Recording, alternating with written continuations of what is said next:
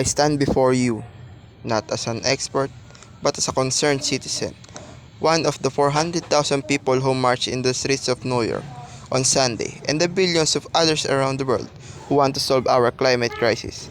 As an actor, I pretend for a living. I play fictitious characters, often solving fictitious problems. I believe that mankind has looked at climate change in that same way, as if it were fiction, as if pretending the climate change wasn't real would somehow make it go away. But I think we all know better than that now. Every week we're seeing new and undeniable climate events, evidence that accelerated climate change is here right now.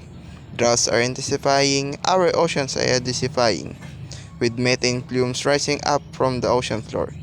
We are seeing extreme weather events and the West Antarctic and green Iceland sheets melting at unprecedented rates, decades ahead of scientific projection. None of this is rhetoric, and none of this is hysteria. It is a fact. The scientist community knows it, industry knows it, its governments knows it, even the United States military knows it.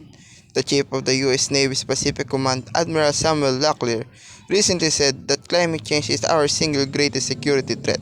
My friends, this body, perhaps more than any other gathering in human history, now faces this difficult but achievable task. You can make a history or you will be vilified by it.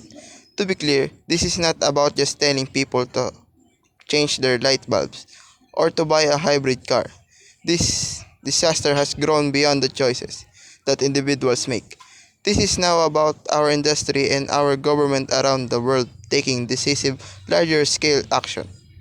Now must be our moment for action. We need to put a price tag on a carbon emission and eliminate government subsidies for all oil, local, and gas companies. We need to end the free ride that industrial polluters have been given in the name of a free market economy. They do not deserve our tax dollars. They deserve our synchronity for the economic itself. Will die if our economic collapse. The good news is that renewable energy is not only achievable but good economic policy. This is not partisan debate. It is a human one. Cleaner and a livable climate are reliable human rights.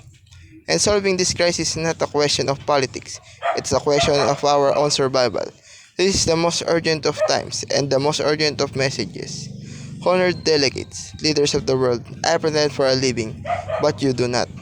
The people who made their voices heard on Sunday, around the world, and the momentum will not stop. But now, it is your turn. The time to answer humankindness created challenges now. We beg of you to face it with courage and honesty. Thank you.